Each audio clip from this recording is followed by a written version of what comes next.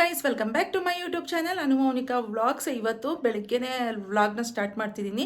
ಬೆಳಿಗ್ಗೆ ಅಂತಂದರೆ ಈಗ ಟೈಮ್ ಬಂದು 10:30 ಆಗಿದೆ. ಇನ್ನು ಬೆಳಿಗ್ಗೆ ಬ್ರೇಕ್ಫಾಸ್ಟ್ಗೆ ನನ್ನ ಮಗಳಿಗೆ ಎಗ್ ರೈಸ್ ಮಾಡಿಬಿಟ್ಟು ಕೊಟ್ಟು ಕಳಿಸ್ಬಿಟ್ಟೆ. ಅದೇ ಸ್ವಲ್ಪ ಇದ್ದರೆ ನಮ್ಮ ಮನೆಯವ್ರು ತಿನ್ಕೊಂಡ್ರು.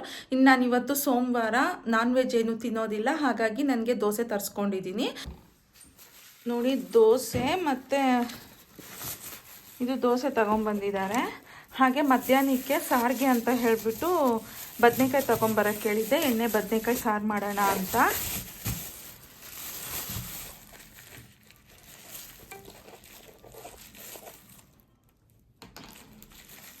ಹೋಟ್ಲಲ್ಲಿಂದ ಸಾಮಾನ್ಯವಾಗಿ ತರಿಸೋದಿಲ್ಲ.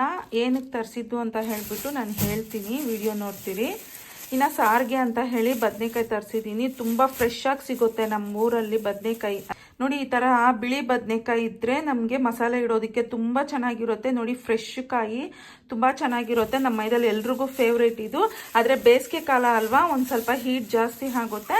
ಇದ್ರ ಜೊತೆಗೆ ಒಂದು ಸ್ವಲ್ಪ ಮೊಸರನ್ನ ತಿನ್ಕೊಂಡು ಇಲ್ಲ ಮಜ್ಜಿಗೆ ಕುಡ್ಕೊಂಡಿದ್ದೀರಿ ಅಂತಂದರೆ ಹೀಟ್ ಕಂಟ್ರೋಲಿಗೆ ಬರುತ್ತೆ. ಆದರೂ ಫೇವ್ರೇಟ್ ಆಗಿರೋದ್ರಿಂದ ಇದೇ ಮಾಡೋಣ ಅಂತ ಹೇಳಿ ತರಿಸ್ದೆ. ಇನ್ನು ದೋಸೆ ತೊಗೊಂಬಂದಿದ್ದಾರೆ, ತಿನ್ಬಿಡ್ಬೇಕು. ಟೋನಿ ಬ್ರೂನೋಗು ಪೆಡಿಗ್ರಿನೇ ಮಾಡಿ ತಿನ್ನಿಸ್ಬಿಟ್ಟೆ ಇವತ್ತು. ನಾನು ಇಲ್ಲಿ ಮಾತಾಡ್ತಾ ಇದ್ರೆ ನೋಡ್ಕೊಂಡಿದ್ದಾನೆ ನನ್ನನ್ನು.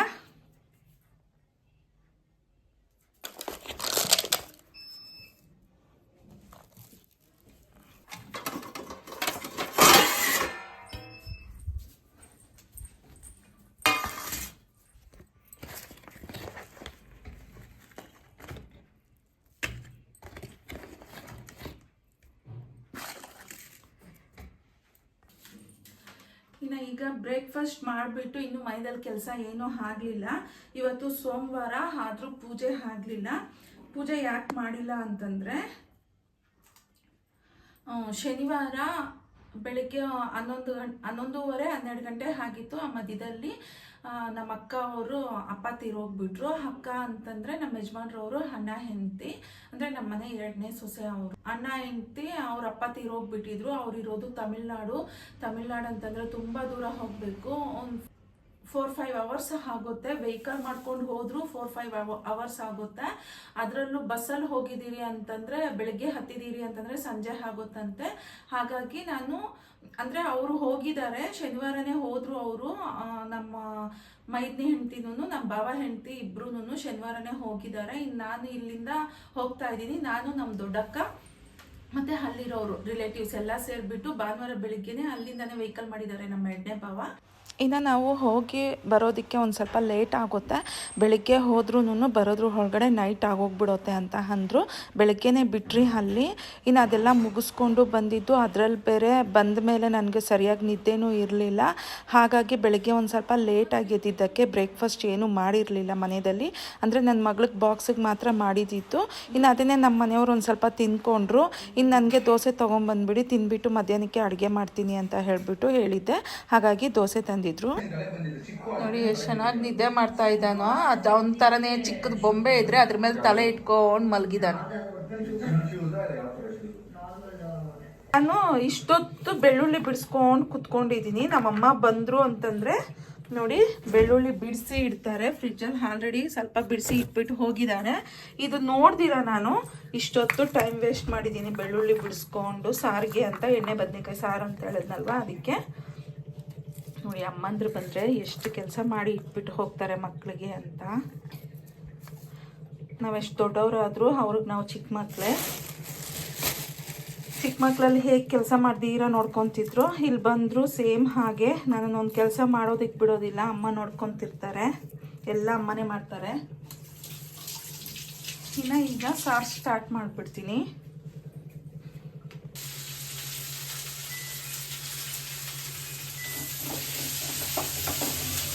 ಸಾರಿಗೆ ಅಂತ ಹೇಳಿಬಿಟ್ಟು ಮಸಾಲೆ ರೆಡಿ ಮಾಡ್ಕೊಂಡಿದ್ದೀನಿ. ಆಗಲೇ 12 ಗಂಟೆ ಆಯಿತು. ಇನ್ನೂ ಅಡುಗೆ ಇಲ್ಲ.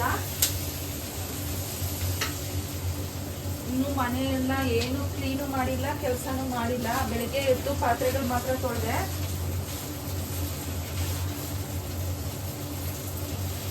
ಇನ್ನು ಅಡುಗೆ ಮಾಡಿ ಇಟ್ಬಿಟ್ಟು ಮನೆ ಕಸ ಗುಡಿಸಿದ್ದೀನಿ. ಇನ್ನು ಮನೆ ಒರೆಸ್ಕೊಬೇಕು, ಒಂದು ಸ್ವಲ್ಪ ಕೆಲಸಗಳು ಮಾಡ್ಕೊಬೇಕು.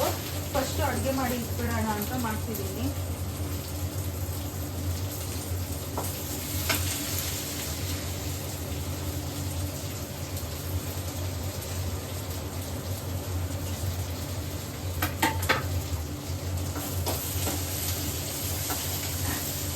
ಮಟನ್ ಮಸಾಲೆಗೆ ನಾನು ಯಾವ ರೀತಿ ಮಸಾಲೆ ರೆಡಿ ಮಾಡ್ಕೊತೀನೋ ಎಣ್ಣೆ ಬದನೆಕಾಯಿ ಸಾರಿಗೂ ಅದೇ ರೀತಿನೇ ಮಾಡ್ಕೊಳ್ಳೋದು.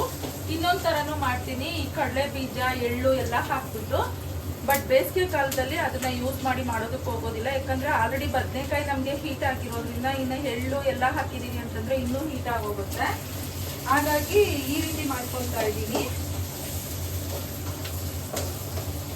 ಇದು ಅಷ್ಟೇ ತುಂಬಾ ಚೆನ್ನಾಗಿರುತ್ತೆ. ನನ್ನ ಮೈದಲ್ಲಿ ನಾನು ಮಾಡೋ ನಾನ್ ವೆಜ್ಗಿಂತನೂ ಈ ಎಣ್ಣೆ ಬದನೆಕಾಯಿ ಸಾರು ಅಂದರೆ ತುಂಬ ಇಷ್ಟಪಟ್ಟು ತಿಂತಾರೆ ನಮ್ಮಮ್ಮ, ನನ್ನ ಮಕ್ಕಳು ಎಲ್ಲನೂ. ನನಗೂ ಅಷ್ಟೇ ತುಂಬಾ ಇಷ್ಟ. ಮಾಮೂಲಿ ಇದಕ್ಕೆ ಈರುಳ್ಳಿ, ಬೆಳ್ಳುಳ್ಳಿ ಮತ್ತು ತೆಂಗಿನಕಾಯಿ, ಚಕ್ಕೆ, ಲವಂಗ ಹಾಕಿ ಫ್ರೈ ಮಾಡ್ಕೊತಾ ಇದ್ದೀನಿ.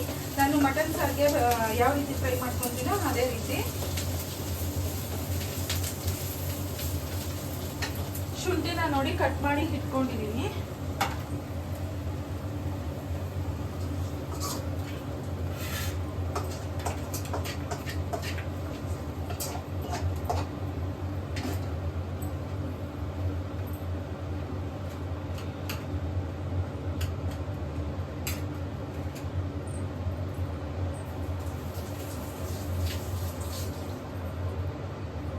ಕೊತ್ತಂಬರಿ ಸೊಪ್ಪನ್ನು ಒಂದು ಇಡಿಯಷ್ಟು ಹಾಕ್ಕೊಂಡಿದ್ದೀನಿ. ಇದಕ್ಕೆ ಕೊತ್ತಂಬರಿ ಸೊಪ್ಪು ಹಾಕೊಳ್ಳೋದ್ರಿಂದ ಫ್ಲೇವರ್ ತುಂಬ ಚೆನ್ನಾಗಿರುತ್ತೆ, ಅದಕ್ಕೆ ಸ್ವಲ್ಪ ಜಾಸ್ತಿ ಹಾಕ್ಕೊತಾ ಇದ್ದೀನಿ.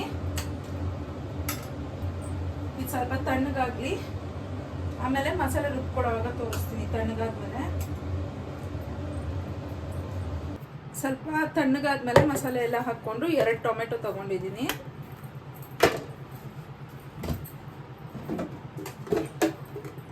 ಮತ್ತು ಇದಕ್ಕೆ 3 ಸ್ಪೂನ್ ಅಷ್ಟು ಧನಿಯಾ ಪುಡಿ,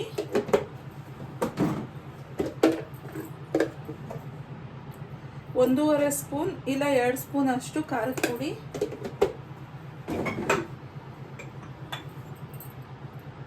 ಒಂದು ಸ್ವಲ್ಪ ಅರಿಶಿನ. ಮೇಯ್ನ್ ಇದಕ್ಕೆ ಉಪ್ಪು ಹಾಕ್ಕೊಬೇಕು. ಏನಕ್ಕೆ ಅಂತ ಹೇಳ್ತೀನಿ. ನಾವು ರುಬ್ಕೊಳ್ಳೋವಾಗ ಇದಕ್ಕೆ ಉಪ್ಪು 1 ಸ್ಪೂನ್ ಹಾಕ್ಕೊತಿದ್ದೀನಿ.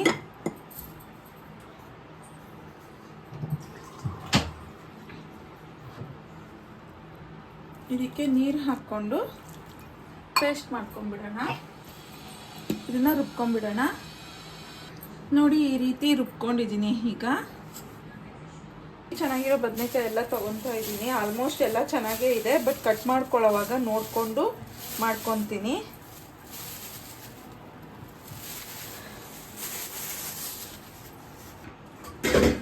ಅದನ್ನು ಈಗಲೇ ತೊಳ್ಕೊಂಡ್ಬಿಡ್ತಾ ಇದ್ದೀನಿ ಕ್ಲೀನಾಗಿ. ಮುಳ್ಳೇನಾದರೂ ಇದ್ದರೆ ಮಾತ್ರ ಇದು ಸ್ವಲ್ಪ ನೀವು ನೋಡಿಕೊಂಡು ಆ ಮುಳ್ಳನ್ನೆಲ್ಲ ತೆಗೆದ್ಬಿಟ್ಟು ಈ ಕಾಡು ಬರುತ್ತಲ್ಲ ಇದನ್ನು ಇದೇ ರೀತಿನೇ ಇಡಬೇಕು. ನೋಡಿ ಈಗೆಲ್ಲ ತೊಳ್ಕೊಂಡ್ಬಿಡೋಣ. ನೋಡಿ ಈ ರೀತಿ ತೊಳೆದಿದ್ದು ಆದಮೇಲೆ ಇದನ್ನು ಈ ರೀತಿ ಕಟ್ ಮಾಡ್ಕೊತಿದ್ದೀನಿ. ಈ ರೀತಿ ನಾವು ನೋಡಿಕೊಂಡ್ರೆ ನಮಗೆ ಹುಳ ಏನಾದರೂ ಇದೆಯಾ ಇಲ್ಲ ಕೆಟ್ಟೋಗಿದೆಯಾ ಅನ್ನೋದು ಗೊತ್ತಾಗುತ್ತೆ. ನೀವು ಬೇಕಂದರೆ 4 ಭಾಗ ಮಾಡ್ಕೋಬೋದು ಒಂದು ಬದನೆಕಾಯಿನ. ನೋಡಿ ಎಷ್ಟು ಎಳೆದಾಗಿದೆಯೋ. ಈ ಥರದ್ದಿದ್ರೆ ತುಂಬ ಚೆನ್ನಾಗಿರುತ್ತೆ, ತಿನ್ನೋದಕ್ಕೂ ಅಷ್ಟೇ, ಸಾರು ಅಷ್ಟೇ ತುಂಬ ಟೇಸ್ಟಿ ಬರುತ್ತೆ. ನಾನು ದೊಡ್ಡದನ್ನ 6 ಭಾಗ ಮಾಡ್ಕೊತಾ ಇದ್ದೀನಿ. ಈ ರೀತಿ ಅಂದರೆ ಸಪ್ರೇಟ್ ಮಾಡಬಾರ್ದು, ಇದೇ ರೀತಿನೇ ಮಾಡಿ ಹಾಗೆ ಇಡಬೇಕು. ಕಟ್ ಮಾಡಿ ನಾವು ಸಾರಿಗೆ ಹಾಕ್ಕೊಂತೀರಲ್ವ ಆ ರೀತಿ ಕಟ್ ಮಾಡಬಾರ್ದು. ಇದನ್ನು ಈ ರೀತಿ ಕಟ್ ಮಾಡೋದು ಏನಕ್ಕೆ ಅಂತಂದರೆ ಇದ್ರ ಒಳಗಡೆ ನಾವು ಮಸಾಲೆ ಎಲ್ಲ ಫಿಲ್ ಮಾಡ್ತೀರಿ.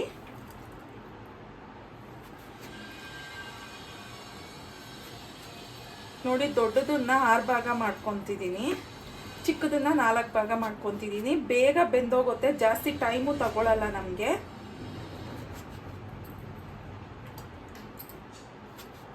ಇನ್ನು ಬದನೆಕಾಯಿ ಗಿಡಗಳು ಬೆಳೆಸಿರ್ತಾರಲ್ವ ಅದರಲ್ಲಿ ಅವಾಗ ನಾವು ಕಿತ್ಕೊಂಡ್ಬಂದು ಮಾಡಿದ್ರೆ ಅದು ಇನ್ನೂ ರುಚಿ ಇರುತ್ತೆ, ಸಾರು ತುಂಬ ಚೆನ್ನಾಗಿರುತ್ತೆ. ಬಟ್ ನಮ್ಮ ಕಡೆ ಎಲ್ಲ ಬದನೆಕಾಯಿ ಗಿಡಗಳಿಲ್ಲ. ಆದರೆ ನಮ್ಮ ಅಜ್ಜಿಯವ್ರ ಊರಿಗೆ ಹೋದಾಗ ಯಾವಾಗಾದರೂ ನಮ್ಮ ಚಿಕ್ಕ ಮಾವ ಹೆಂಡತಿ ತಗೊಂಬಂದು ಕೊಡ್ತಾರೆ, ಆ ರೀತಿ ಎತ್ಕೊಂಡು ಹೋಗು ಅಂತ. ಅವಾಗ ಅದನ್ನು ತಗೊಂಬಂದು ಇಲ್ಲಿ ಮಾಡ್ತೀನಿ, ತುಂಬ ಚೆನ್ನಾಗಿರುತ್ತೆ. ಸಪೋಸ್ ಈ ರೀತಿ ಮುಳ್ಳಿದ್ರೆ ಮುಳ್ಳನ್ನೆಲ್ಲ ಈ ರೀತಿ ತೆಗೆದ್ಬಿಡ್ತೀನಿ.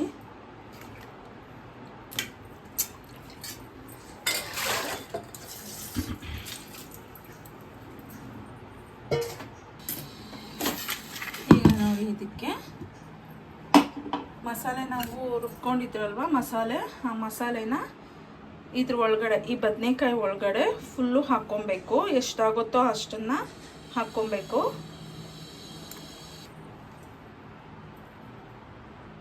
ಮಸಾಲೆನೂ ಅಷ್ಟೇ ನೋಡಿ, ನೀರು ಹಾಕ್ದಿರ ನಾನು ಈ ರೀತಿ ರುಬ್ಕೊಂಡಿದ್ದೀನಿ. ಉಪ್ಪು ಹಾಕಿ ರುಬ್ಕೊಳ್ಳೋದ್ರಿಂದ ಬದನೆಕಾಯಿ ಒಳಗಡೆ ಈ ರೀತಿ ಫಿಲ್ ಮಾಡ್ತಿರಲ್ವ ಮಸಾಲೆ, ಇದೆಲ್ಲ ಉಪ್ಪೆಲ್ಲ ಬದನೆಕಾಯಿಗೆ ಇಟ್ಕೊಂಡು ಬದನೆಕಾಯಿ ತುಂಬ ಟೇಸ್ಟಿಯಾಗಿ ಚೆನ್ನಾಗಿರುತ್ತೆ ತಿನ್ನಬೇಕಾದ್ರೆ. ನಾವು ಅದಕ್ಕೆ ಮಸಾಲೆ ರುಬ್ಕೊಳ್ಳೋವಾಗಲೇ ಉಪ್ಪು ಹಾಕ್ಕೊಂಡ್ಬಿಡ್ತೀನಿ.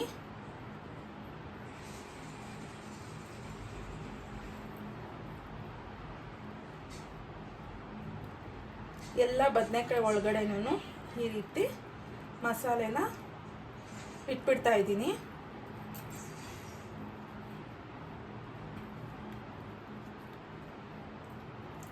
ಕಟ್ಟಾಗ್ದೀರ ನೋಡಿಕೊಂಡು ಇಡಬೇಕು, ಇಲ್ಲಾಂದರೆ ಕಟ್ಟಾಗಿ ಹೋಗ್ಬಿಡುತ್ತೆ ಬದನೆಕಾಯಿ.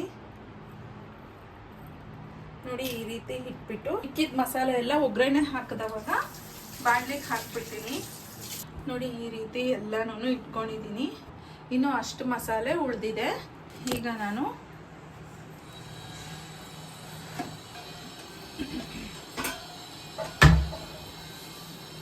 ಒಗ್ಗರಣೆಗೆ ಅಂತ ದೊಡ್ಡದು ಬಾಣಲಿ ಒಂದು ತಗೊಂಡೆ. ದೊಡ್ಡದೊಂದು ಬಾಣಲಿ ತಗೊಂಡಿದ್ದೀನಿ ಒಗ್ಗರಣೆಗೆ.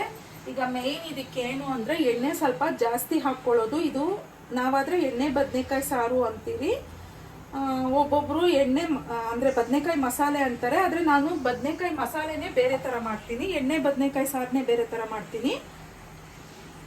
ಈಗ ಎಣ್ಣೆ ನೋಡಿ ಇದಕ್ಕೆ ಇಷ್ಟು ತಗೊಂಡಿದ್ದೀನಿ, ಇಷ್ಟು ಬೇಕಾಗುತ್ತೆ.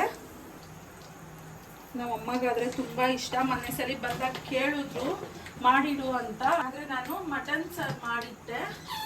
ಈ ಸಲ ಬಂದವಾಗ ನೆನ್ಪಿಟ್ಕೊಂಡು ಅಮ್ಮಗೆ ಮಾಡಾಕ್ಬೇಕು. ಇದಕ್ಕಾದರೆ ಹಸಿ ಕರ್ಬೇವಿನ ಸೊಪ್ಪು ಆದರೆ ತುಂಬ ಚೆನ್ನಾಗಿರುತ್ತೆ, ಅಂದರೆ ಫ್ರೆಶ್ಗಿರಬೇಕು. ಕರ್ಬೇವಿನ ಸೊಪ್ಪು ತುಂಬ ಚೆನ್ನಾಗಿರುತ್ತೆ. ಈ ಬಿಸಿಲಿಗೆ ಇವಾಗ ತಗೊಂಬಂದ್ರು ನಾಳೆಗೆಲ್ಲ ಒಂಥರ ಆಗೋಗಿರುತ್ತೆ. ಇನ್ನಿರೋದನ್ನ ಹಾಕಬೇಕು. ಜಾಸ್ತಿ ಹಾಕಿದ್ಮೇಲೆ ನಾವೊಂದು ಸ್ವಲ್ಪ ಬಿಟ್ಟು ಈ ಬದನೆಕಾಯಿನ ಹಾಗೆ ಎಣ್ಣೆಯಲ್ಲಿ ಇಡಬೇಕು.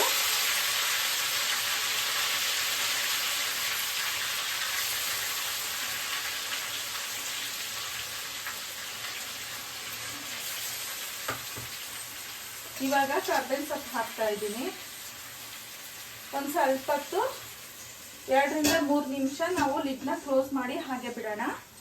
ನೋಡಿ ಬದನೆಕಾಯಿ ಎಲ್ಲ ಹಾಕ್ಬಿಟ್ಟು ಒಂದು 2 ರಿಂದ 3 ನಿಮಿಷದವರೆಗೂ ನಾವು ಹಾಗೆ ಬಿಟ್ಟಿದ್ದೀವಿ ಅಂತಂದರೆ ಬದನೆಕಾಯ್ದಲ್ಲಿರೋ ಮಸಾಲೆ ಎಲ್ಲ ಹೊರಗಡೆ ಬರ್ದಿರ ಬದನೆಕಾಯಿಗೆ ಮಸಾಲೆ ಚೆನ್ನಾಗಿ ಹಿಡ್ಕೊಳ್ಳುತ್ತೆ. ನಾವು ಹಾಕಿದ ತಕ್ಷಣ ಕಲಿಸ್ಬಿಟ್ಟಿದ್ದೀರಿ ಅಂತಂದರೆ ಮಸಾಲೆ ಎಲ್ಲ ಹೊರಗಡೆ ಬಂದ್ಬಿಡುತ್ತೆ. ಹಾಗಾಗಿ 2 ರಿಂದ 3 ನಿಮಿಷ ಬಿಡ್ತಿದ್ದೀನಿ. ಈಗ ನೋಡಿ ನಿಧಾನಕ್ಕೆ ಮಿಕ್ಸ್ ಮಾಡ್ಕೊಬೇಕು. ನೋಡಿ ನಿಮ್ಗೆ ಕಾಣಿಸ್ತಿರ್ಬೋದು ಮಸಾಲೆ ಎಲ್ಲ ಹಾಗೆ ಇದೆ ಬದನೆಕಾಯಿ ಒಳಗೆ, ಅವಾಗೆ ಅದು ರುಚಿ ಬರೋದು.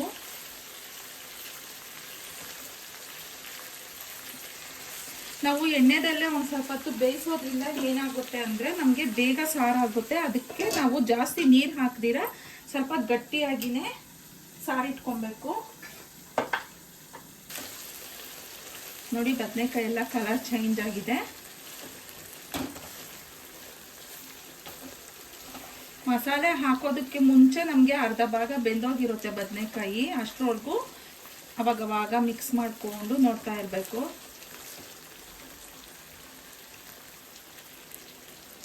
ಇವಾಗ ಮಸಾಲೆ ಹಾಕ್ತಾ ಇದ್ದೀನಿ. ನಾವು ಆಗಲೇ ಮಸಾಲೆ ರುಬ್ಕೊಂಡಿದ್ರಲ್ವ, ಉಳಿದಿರೋ ಮಸಾಲೆನೆಲ್ಲ ಇವಾಗ ಹಾಕ್ತಾ ಇದ್ದೀನಿ. ಒಂದು ಸೈಡಿಂದ ಹಾಕ್ಕೊಳ್ಳೋಣ ಮಸಾಲೆನ.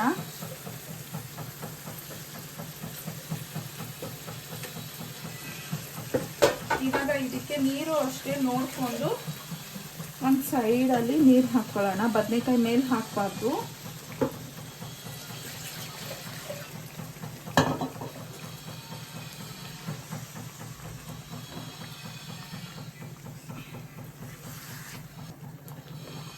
ನಾನು ಆದಷ್ಟು ಗಟ್ಟಿಯಾಗಿ ಮಾಡ್ಕೊತೀನಿ ಸಾರು. ಇದು ಗೊಜ್ಜು ಥರ ಬರುತ್ತೆ, ಅದರಿಂದ ಈಗ ಉಪ್ಪು ಕಲ್ಲುಪ್ಪು ಹಾಕ್ಕೊತಾ ಇದ್ದೀನಿ. ಆವಾಗಲೇ ಸಾಲ್ಟ್ ಉಪ್ಪು ಹಾಕ್ಕೊಂಡಿದ್ದೆ ಮಸಾಲೆ ರುಬ್ಕೊಬೇಕಾದ್ರೆ, ನೋಡಿಕೊಂಡು ಹಾಕ್ಕೊಬೇಕು. ನಾನು ಆಗಲೇ 1 ಸ್ಪೂನ್ ಹಾಕ್ಕೊಂಡಿದ್ದೆ, ಇವಾಗ ಒಂದು ಸ್ವಲ್ಪ ಹಾಕ್ಕೊತಾ ಇದ್ದೀನಿ.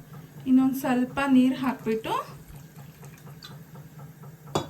5 ರಿಂದ 10 ನಿಮಿಷ ಕುದಿಯೋದಕ್ಕೆ ಬಿಡಬೇಕು.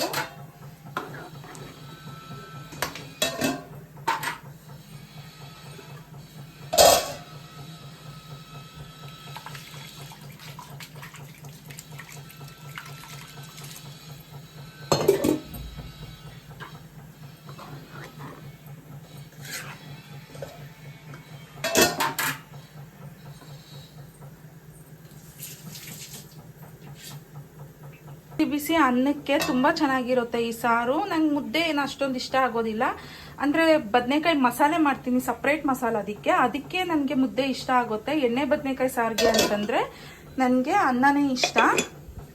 ಇನ್ನು ವೈಟ್ ರೈಸ್ಗೂ ಇಡಬೇಕು. ಸಾರು ಒಂದು ಸ್ವಲ್ಪ ಕುದೀಲಿ. ನೋಡಿ ಎಷ್ಟು ಗಟ್ಟಿಯಾಗಿದೆ ಅಂತ, ಬದನೆಕಾಯಿ ಅಷ್ಟೇ ನೀಟಾಗಿ ಬೆಂದೋಗಿದೆ.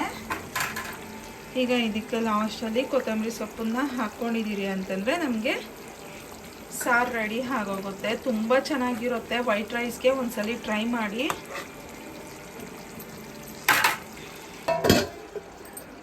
ಇನ್ನು ವೈಟ್ ರೈಸ್ ಮಾಡಬೇಕು, ಬಿಸಿ ಬಿಸಿಯಾಗಿ ಮಾಡ್ಕೊಳ್ಳೋಣ ಸಾರಾದ್ಮೇಲೆ ಅಂತ ಹಾಗೆ ಇದ್ದೆ. ರೈಸ್ಗೂ ಇಟ್ಬಿಡ್ತೀನಿ. ನೋಡಿ ಬಿಸಿ ಬಿಸಿ ಅನ್ನ ಆಗಿದೆ. ಈಗ ಸಾರು ಹಾಕ್ಕೊತಿದ್ದೀನಿ. ಸಾರು ನೋಡಿದ ತಕ್ಷಣವೇ ತಿನ್ನಬೇಕು ಅಂತ ಅನಿಸ್ತಿದೆ, ಅಷ್ಟು ಚೆನ್ನಾಗಿ ಕಾಣ್ತಿದೆ.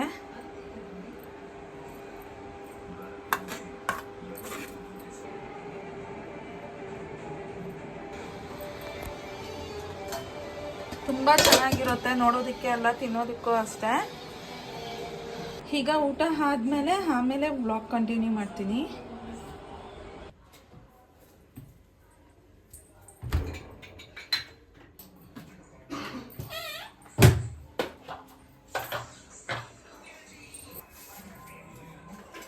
ಆಮ್ಲೆಟ್ ಬೇಕಂತೆ ಮಕ್ಕಳಿಗೆ, ಆಮ್ಲೆಟ್ ಮಾಡ್ತಿದ್ದೀನಿ.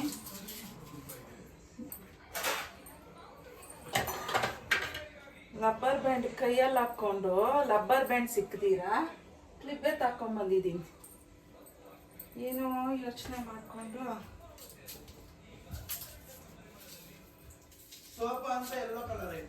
ಯಾಕೆ ಇವಾಗ ಬಂದು ಸೋಫಾ ನೋಡ್ಬಿಟ್ಟು ಆಮೇಲೆ ಮಾಡ್ತೀನಿ ನಿಮಗೆ.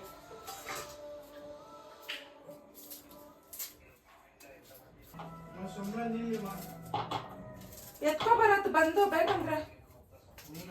ನಾನು ಕೆಲಸ ಮಾಡ್ತಾ ಇದ್ದೀನಿ.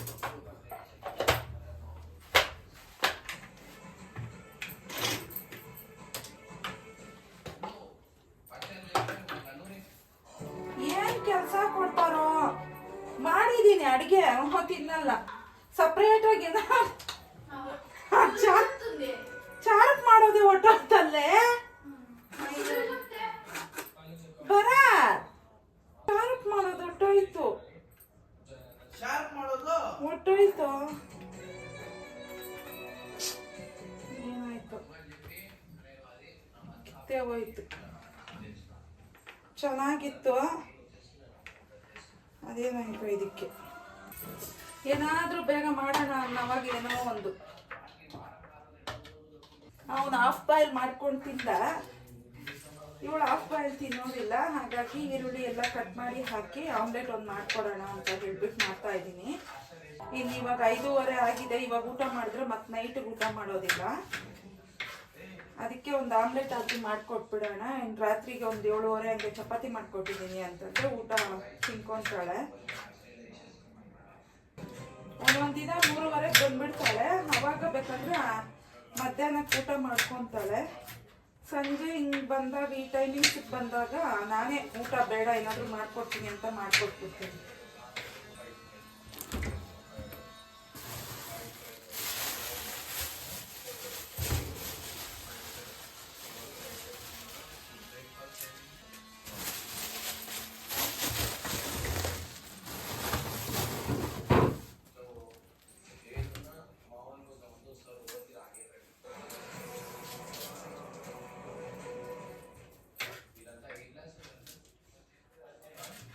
ಹಸಿಮೆಣ್ಸಿನ್ಕಾಯಿ ಹಾಕಿದ್ರೆ ಚೆನ್ನಾಗಿರುತ್ತೆ.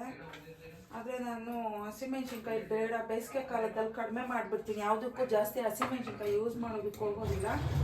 ಖಾರದ ಪುಡಿನ ಹಾಕ್ಕೊತೀನಿ.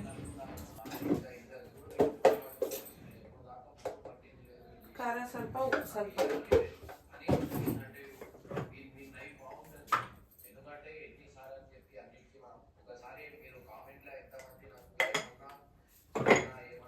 ಇದೆಲ್ಲ ಫಸ್ಟ್ ಮಿಕ್ಸ್ ಮಾಡ್ಕೊಂಡ್ಬಿಟ್ಟು ಆಮೇಲೆ ಎಗ್ ಹಾಕ್ತೀನಿ.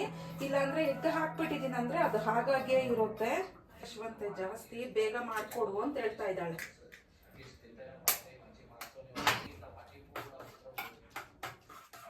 ನೋಡಿ, ಈ ರೀತಿ ಹಾಕಿಬಿಟ್ಟು ಎಲ್ಲ ಕ್ಲೀನಾಗಿ ಮಿಕ್ಸ್ ಮಾಡಿಬಿಟ್ರೆ ಈಗ ಉಪ್ಪು ಖಾರ ಎಲ್ಲ ಎಗ್ಗೆ ನೀಟಾಗಿ ಹಿಡ್ಕೊಂಡಿರುತ್ತೆ. ಇಲ್ಲಾಂದರೆ ಆ ಎಲ್ಲೋ ಒಂದು ಕಡೆ ಆ ಉಪ್ಪು ಖಾರ ಒಂದು ಕಡೆ ಏನೋ ಉಂಟೆ ಥರ ಬಂದುಬಿಟ್ಟಿರುತ್ತೆ. ಹಾಗಾಗಿ ನಾನು ಈ ರೀತಿ ಮಾಡ್ಕೊಂಡ್ಬಿಡ್ತೀನಿ.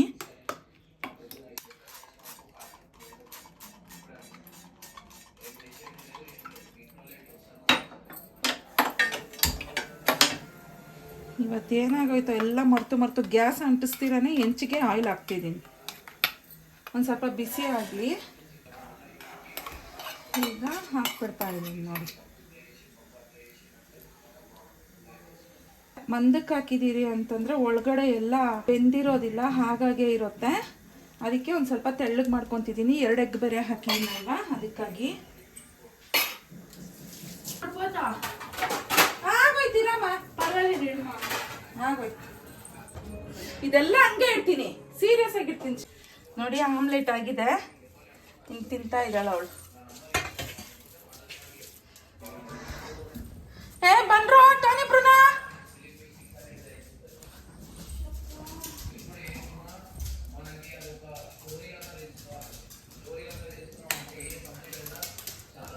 ಬಂದ್ರು ಅಂದ ತಕ್ಷಣ ಓಡ್ ಬರ್ತಾರೆ. ಒಂದೆರಡು ಬಟ್ಟೆಗಳಿದೆ, ಎತ್ತಿ ಒಣಗಾಕ್ಬಿಡ್ಬೇಕು. ನೋಡಿ, ಈ ಬಾಕ್ಸ್ನ ಹುಡುಕಿದ್ದೆ, ಇವಾಗ ಸಿಕ್ಕಿದೆ. ಈ ಕ್ಲಿಬ್ಬುಗಳು ಒಂದು ಕವರಲ್ಲಿ ಹಾಕಿದ್ರೆ ಇರೋದಿಲ್ಲ, ಅದಕ್ಕೆ ಇದ್ರಲ್ಲಿ ಹಾಕಿರ್ತೀನಿ.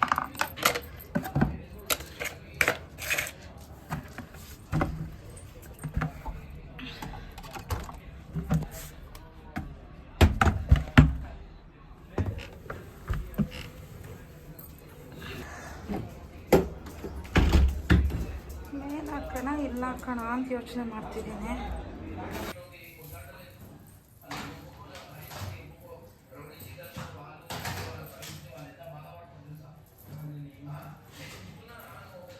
ಸೀರೆಗೂ ಹೊರಗಡೆ ಬೇಡ, ಆಲ್ರೆಡಿ ವಾಷಿಂಗ್ ಮಿಷಿನಲ್ಲಿ ಡ್ರೈ ಆಗೋಗಿದೆ.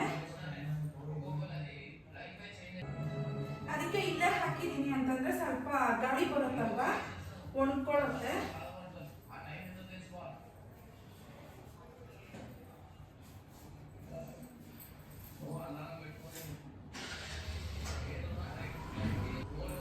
ಸ್ವಲ್ಪ ಬಟ್ಟೆ ಮಾತ್ರನೇ ಹಾಕಿದ್ದೆ, ಅದಕ್ಕೆ ಇಲ್ಲಿ ಹಾಕ್ಬಿಡ್ತಾ ಇದ್ದೀನಿ.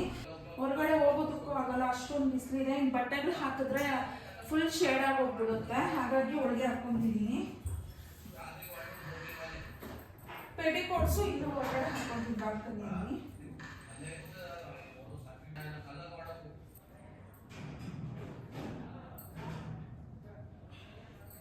ಇಷ್ಟನ್ನು ಹೇಳ್ತಾ ಈ ವ್ಲಾಗ್ ಇಲ್ಲಿಗೆ ಎಂಡ್ ಮಾಡ್ತಾ ಇದ್ದೀನಿ. ಈ ವ್ಲಾಗ್ ನಿಮಗೆ ಇಷ್ಟ ಆಗಿದ್ದರೆ ಒಂದು ಲೈಕ್ ಮಾಡಿ, ಕಮೆಂಟ್ ಮಾಡಿ, ಹಾಗೆ ನನ್ನ ಚಾನಲ್ನ ಸಬ್ಸ್ಕ್ರೈಬ್ ಮಾಡ್ಕೊಳ್ಳಿ. ನಾನು ಸಿಗ್ತೀನಿ ಮುಂದಿನ ವ್ಲಾಗಲ್ಲಿ.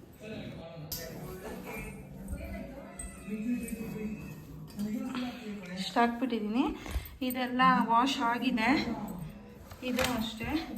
ಇದರಲ್ಲಿರೋ ಬಟ್ಟೆ ಎಲ್ಲನೂ ಫುಲ್ ವಾಶ್ ಆಗಿದೆ. ಇವು ತಗೊಂಡೋಗಿ ಡೈನಿಂಗ್ ಟೇಬಲ್ ಮೇಲೆ ಹಾಕ್ಬಿಡ್ತೀನಿ.